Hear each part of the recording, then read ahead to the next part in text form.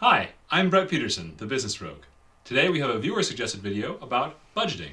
So we're going to talk about how to create a budget, how to use a budget to help you fund your entrepreneurial adventures and ventures. As always, if you're new to the channel, please hit the subscribe button and hit the like button. It really helps us get higher in the algorithm so more people can see this and hopefully benefit from it. Let's get started. Concerning budgeting, how you use your money personally will really impact, for good or ill, the money you have available in your business. And the good habits or bad habits you have on a personal level will probably carry over to the first early days of your entrepreneurial business.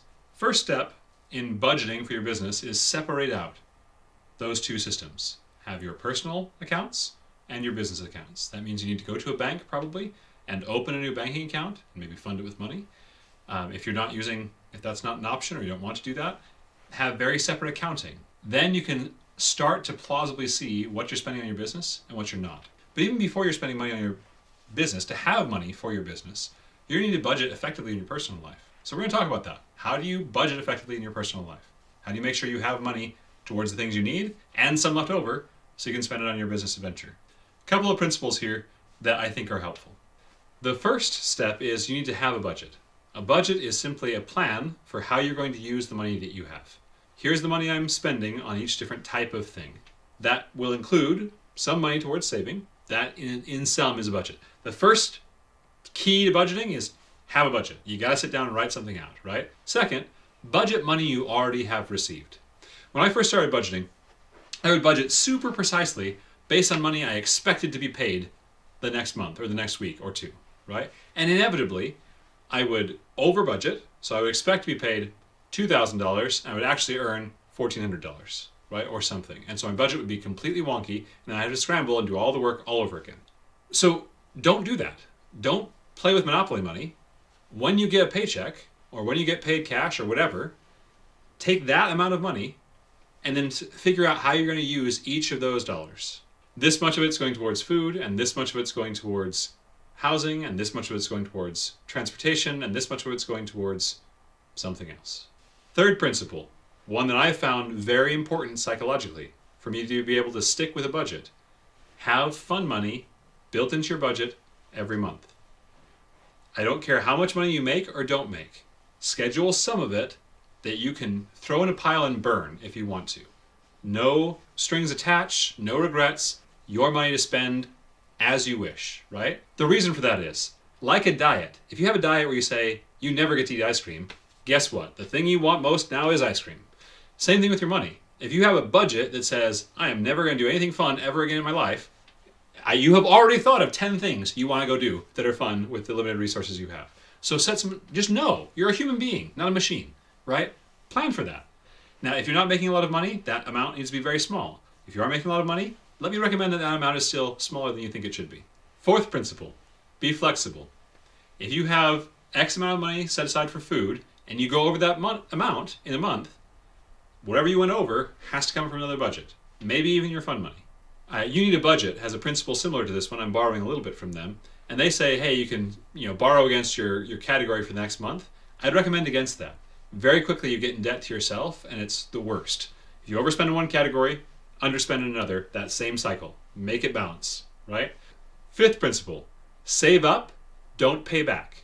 A lot of us, when we get hit with big expenses, unexpected expenses, like a car repair, we put it on a credit card and then pay it back over the next however many months, right? But there's friction in the universe. Your car will break down. I'm sorry, if you haven't had that experience happen to you yet, it will happen at the most inopportune time. It's coming. So plan for it now.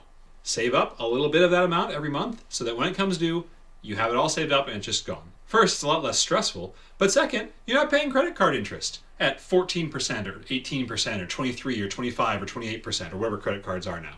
Sixth principle, spend last month's money. So try to save up enough so you have enough in savings that any money you earn in this month, it doesn't get spent until next month. So you're always living a month ahead. If you can go further than that, great.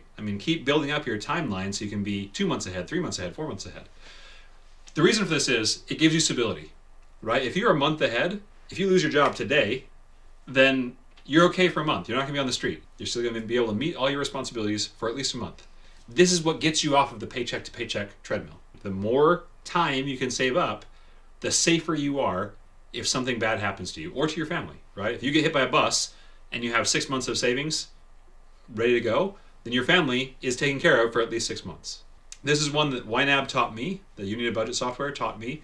We have loved it. It has been such an amazing blessing for me and my family to have that reserve so that when bad things happen, we're not scrambling. We don't have to worry about being able to pay our bills for however long.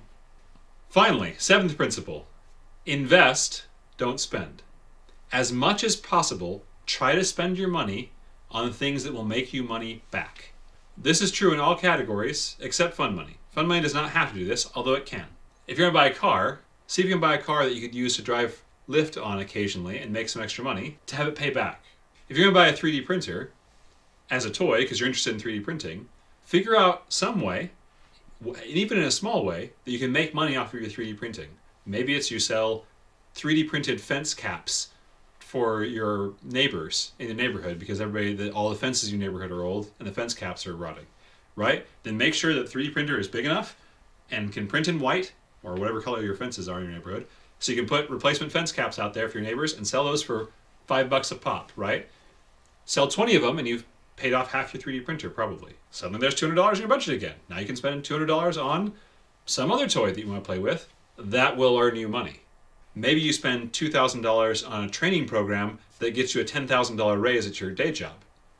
That's a good example of this process. Don't discount that. As an entrepreneur, you need all the help you can get. If you're still in that cycle of preparing to go full-time, absolutely consider investing in your day job. Consider investing in your training and in your career. College, ultimately, is this type of investment. So those were 7 principles. Let's run through them one more time. So first, have a budget.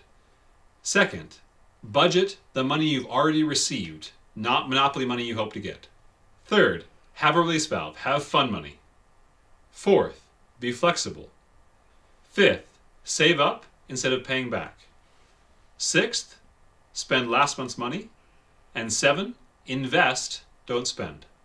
If you follow those principles, you should be able to generate enough money in your budget, in your personal endeavor, at whatever scale that is, to be able to invest something in a side project that will hopefully make you more money and add to that budget, right? It becomes a virtuous cycle. You shave off a little bit, you invest it rather than spend it, it generates more income for you, hopefully on a recurring basis, then you have more to invest in the next round. If you're looking for resources in this regard, I've mentioned before YNAB. That stands for You Need a Budget. YNAB.com. I'm not affiliated with them, but we have enjoyed using their software. They teach these kind of principles. They have baked it into their software. I've added a couple to their principles and borrowed some from them. Check them out. They're excellent. But software like Mint, MYNT, is excellent. Also, NerdWallet. If you use NerdWallet, I believe they have a budgeting tool. I mentioned Dave Ramsey earlier. He has a kind of a low-tech version of this using envelopes that works for a lot of people as well. It can be very excellent. There are other resources out there. Check out those 4. We'll link those in the description. My challenge to you this week is sit down and make a budget. I don't care if it's just 5 lines, right? That's better than nothing. It'll get more detailed and elaborate and useful as you move forward from there. Just start. Hopefully that will help you get prepared to start a business and have the financial resources to start a business. As always, thanks for watching. If you haven't hit the like button and subscribe button, please do so. Good luck starting your business. We'll see you next time. Okay, so those were 7 principles. Let's run through them one more time. Help.